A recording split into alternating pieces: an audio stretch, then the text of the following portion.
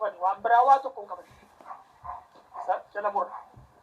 Erga rakkoon kun jiraate immoo Oromoon maal gochuu qaba isa jedhu sama tokko guyyaan gaddaa inni tokko bara Minilik dhufee humnaan Oromoo cabsee guyyaa gaddaa guddaa ta'e waggaa 100 dabarsee.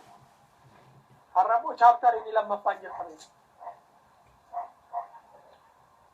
Har'a immoo chaaptara inni lammaffaan yookaan inni lammaffaan jalqabeera. Isa kana dura dhaabbachuudhaaf egaa dirqama seenaa bahuudhaaf asitti waliin. Xinnummaa keenya ilaalinaa ammasitti xiqqaachuu keenya waajjira dhabnee bakka itti wal geenyu dhabnee xiqqoo ta'uu keenya ilaalinaa. Representeeshiniin Oromoo as keessa jira. Booranaa dhufeera, Jimmaa dhufeera, Hararii dhufeera, Arsiidhaa dhufeera, Baalee dhufeera. As keessa jira si keessa. Jalqaba carraa wal baruu arganna jechuudhaaf. Isa booda guyyaan lafti keenya akka nurraa fudhatamu nurratti labsamee fi guyyaa ilmaan Oromoo maaster pilaaniidhaan falmachuudhaan waggaa darbe ilmaan keenya yuunivarsiitii adda addaa gootummaadhaan ijoollee bartii guddaa irraa qabu. Ergaa rasaasaa ta'anii kaan immoo mana hidhaatti reebamanii du'anii isa kana hin raafatu. Guyyaan sun wal qabatee akka guyyaa gaddaa ta'u yaadni akka yaadaatti qabu yaaduma guyyii miti. Kan biraa waan obbo Baqqaleen ibsan keessaa xiyyeeffannaa inni guddaa akka qabu Oromoon akka Oromootti tokkuma ta'uu qaba. Inni eessa jiru? Inni dogoggoree horiidhaa jedhee iddoo biraa galeessa. Kun itti dhaga'amu taanaan namummaan isaayyuu nama shakkisiisa. Garbummaan bara baraa itti dhaga'amu taanaan baay'ee nama shakkisiisa. Warri immoo nama karaa nagaa akkasittiin disipiliinii akkasittiin taa'ee hirka isaa falmatu kana shoroo keessaa warri jettamus yaada keessan irra deebi'aa ilaalaa. Irra deebi'aa ilaalaa. Maqaa abbaa fedhe yoo kenname maqaa maalii yoo kennitan inni nu falminu mirga keenya. Inni nu falminu waa'ee lafa keenyaati. Nuyi Maqaleen kanneen lafa falmaan jiru. Nuyi Bahardaar kanneen lafa falmaan jiru. Eessayyuu dhaqqabeetu inni naqnaqee keenyatti dhufe. Kanaaf akka Oromoon sirriitti falmi mirgaa qabu nu hubadhaa warri mootummaa. Ergamaan as keessa jiru jiraattan.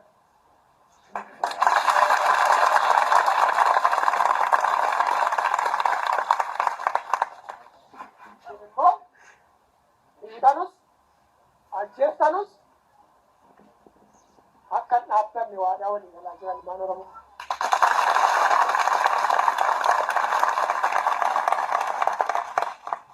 Mootummoonni baay'een waan hubatan qabu. Darga waraabessi darbee sareen dubbeen. Dargiin utuu warra Eertiraa wajjin hin araaramne dhufite. Waan ta'e agartanitti miti mareeraatti dhufu. Inaasofna daraa waaqaa ichaa jira. Dubbiin kun dubbii salphaa jettanii ilaalina. Saamsan dabarsaa jiru namoota mootummaati. Bakka jirutti Oromoon Obbiidoos ta'e maalis ta'e shorokkeessaas jettanii maaliif jettanii tokko ta'ee ka'eera. Kanarraa hin deebinuu jedhee waliin waadaa galaa jira. Walga'inarraas ijoon dubbisaa isa kana guyyaa labsiin kun darbe guyyaa gaddaa haala itti yaadannu akka nu ta'uuf lammaffaa dubbii sodaatiif dubbii baqaa isa dhiisuu qabna. Nu amma baay'een keenya harrii baafne si'acha immoo kaanee baqanne maaliin carraan nu eeggatu harraa baqachuu qabna. Manni hidhaan hunda gahu qabu taanaan amma akka ijaarame beekna. Zuwaayii baay'ee ijaarameera. Fursootti baay'ee ijaarameera. Inni kun Oromoo hin gaha taanaan hidhaa. Ajjeechaas taanaan hamma rasaas ni jirutti. Warri bilisummaaf kaffalee dhufee nu qabatee jiru kuni 60,000 kaffallee jiran nama ilmaan. Oromoon miliyoona 40 meeqa kaffala isa jedhu yaadaa hin. isaa edaan nurra ga'u karaa nagaatiin deemnee jechuudha. Hariiroo isinii wajjiniin hin qabaannu, isinii wajjiniin buluu hin barbaannu, waan keenya isinitti gurguruu hin barbaannu, hin hatamnu, hin saamamnu jennee dura dhaabbanne nama kaffalla. Isa yaaduun nurra jira. Ammoo wanti nu kaffallu guddaa miti sana bara. Kanaaf gara sodaatti adeemuu qabnu jechuukooti. Kanattaan seegaa haasaa isinitti baay'isee dhiifama.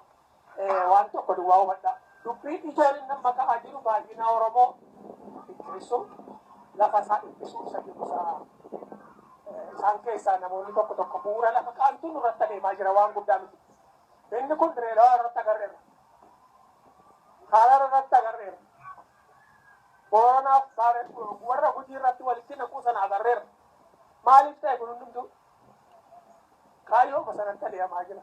Saba bal'aa kana hoo xiqqeessan, hoo aadaa isaa balleessan, hoo gadaantuu godhan sammuu isaa hamilee isaa hoo rukkutan bitamuu danda'a. Kanadhaan beekumsaan itti adeemamaa waan jiruufi magaalotii keenya keessa qubachiifatanii waggaa 100 dura demoogiraafii isaa jijjiiranii afaan Oromoo kanaa saamne godhanii har'a jara sanatu sagalee akka qabaatu godhanii itti hojjetamee jiru. Naa dubbii haaraa miti dubbii nama dhufe kun Oromoon. Kanaaf tokkoon keenya daangaan keenya kabajamuu qaba jennee federalizimiin kabajamuu qaba jennee dhugaan keenya haqni keenya nu deebi'uu qaba jennee qabsoon itti adeemaa jiru waan guyyaa tokkotti guyyaa lamatti dhumu miti. Tokkoon keessan nama 5 nama 6 ijaartanii nama wajjin kaanee ijaarrattanii socho'uun inni tokko dirqama keessan ta'uu bara. Daddaballee namni warshaa keessatti nama ijaarin waa'ee warshaa haasa'uu hin danda'u. Namni qote bulaa keessatti nama ijaarin waa'ee qote bulaa haasa'ina akkanumaan. Namni barataa keessatti barsiisaa keessatti nama ijaarrate qabsaa qabu hin jedhina. Walitti uffatinaa ijaaraa borisif ta'es ijaara. Kun yeroo dheeraa nu jalaa fudhatuyyuu nu haa dadhabsuyyuu ijaarsa sana cimsine yoo jenne waamicha har'a sinii goone kanaan akkasitti kutaadhaan dhuftan suni Oromoo miliyoona 40 keessaa 20 hoo ijaarre waan guddaa kaayyoo akkasitti itti adeemuu qabna. Ijaarsicha har'umaa qabaati itti jabaadhaa sodaa naafu baqi naafu. Kana booda kabajamtoota hirmaattota walgahii kanaa yaada qabdan akkuma sila isinitti metti utuu isa tokko jedhu tokko dabaleen dubbatin yaada qabdan akkasin dhiyeessitanuun isin hafeeraa hammaan booda Dr. Mararaa Guddinaa yaadicha hoogganuu jechuudha.